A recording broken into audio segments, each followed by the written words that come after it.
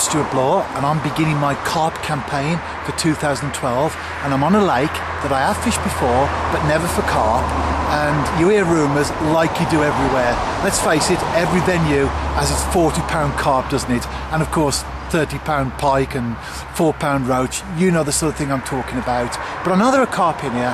Never fished it before for carp, but I know that they're in here.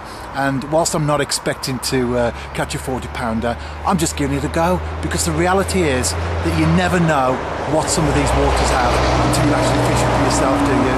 So I'm here today. It's a lovely day. Going to have an afternoon. I've got one rod with a bottom boilie, the other one on a pop-up, and before I could even get my camera set up, I had a run on the pop-up, and I'll show you that fish now. It's in the net. Well, that's the fish. Not a carp, a tench, but I'm not a blanker, am I?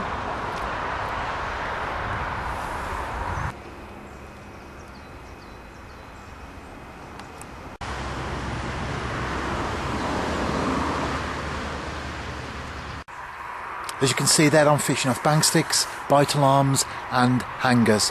I've actually got a 6 magnet wheel in my bite alarm. I know carp give a run, and my usual sort of 2 magnet for this type thing is okay, but I really want to find out what's going on beneath the surface of the water. So even just a little pluck on the line, or even a tail, you know, of a carp going past, giving me a bit of a liner. I want to pick up everything that's going on, because as I said earlier, I have never fished this place before for carp. It's not what you would call a carp venue, so that sensitivity just helps me to find out what's going on beneath the surface a little bit more than if I was using, say, a 2 magnet roller in my bite alarm.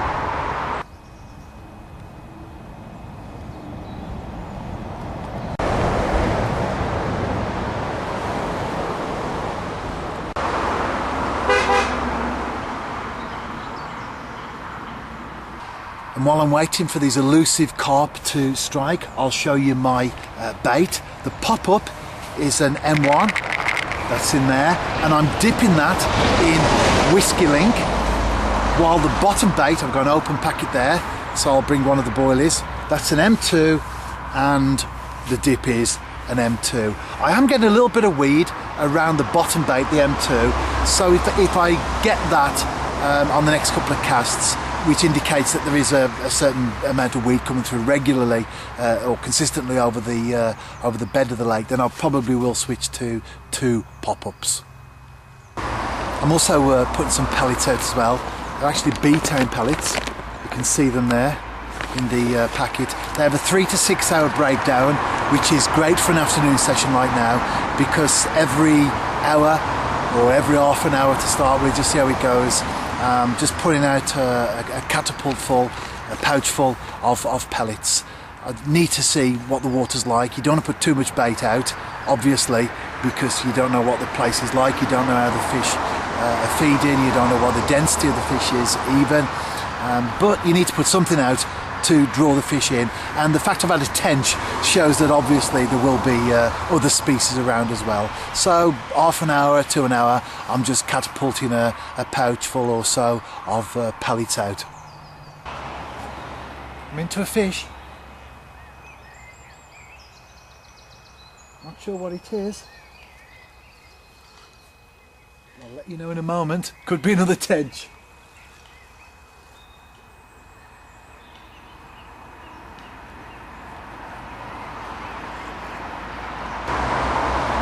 Bringing it in. This was on the bottom bait as well.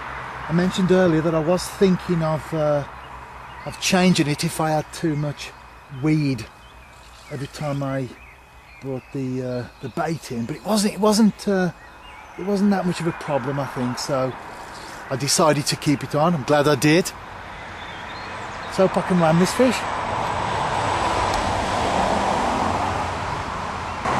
See my net down there, in the water ready.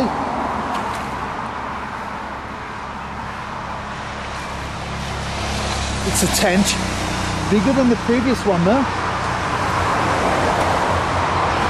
And notice I didn't say only a tench, because in my book There's no such thing as a nuisance fish in the net.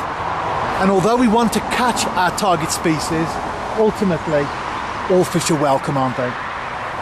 Well, they are for me anyway.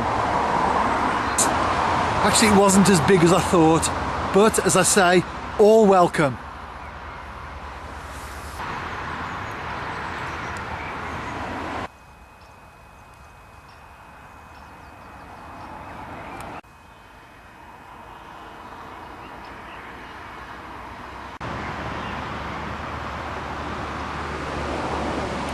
As you saw there, I'm not an OCD carper.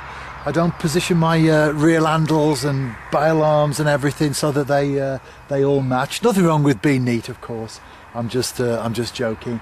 I see very much my tackle as functional rather than looking good. So it's sometimes good to get hold of some nice gear, because generally speaking, the more you pay, the better quality stuff you get. But as for lining it all up and having it all matching, not into that. Having said that though, my rods are the same, my bite alarms are the same, my angers are the same, my reels are the same. So there is a sense, I suppose, with all of us that we like to have things looking nice and tidy and matching up.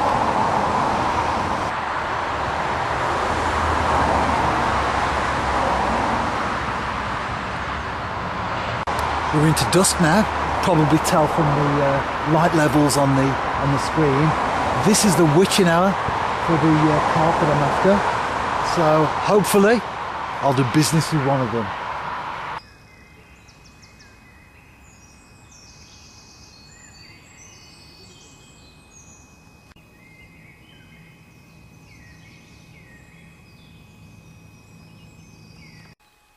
Back home now, I'm in my office. Behind all the fishing, there's a lot of serious work that goes on. I'm an ordained minister, so I'm a reverend, and as well as being involved in a local church, pastoring a church, I'm also the director of a charity that works predominantly in Africa. Beyond as well, in fact, when I was out there carp fishing on the lake, I had a call from Pakistan from someone that we've been involved with previously. So I'm very much committed to the work that I do. We're involved in a number of projects across Africa and beyond as well, as I say, Eastern Europe, Asia and elsewhere. So I do enjoy my fishing very much, but I also enjoy what I do in terms of my work as well. Anyway, less of the work and back to the fishing, because that's what you're watching the video for.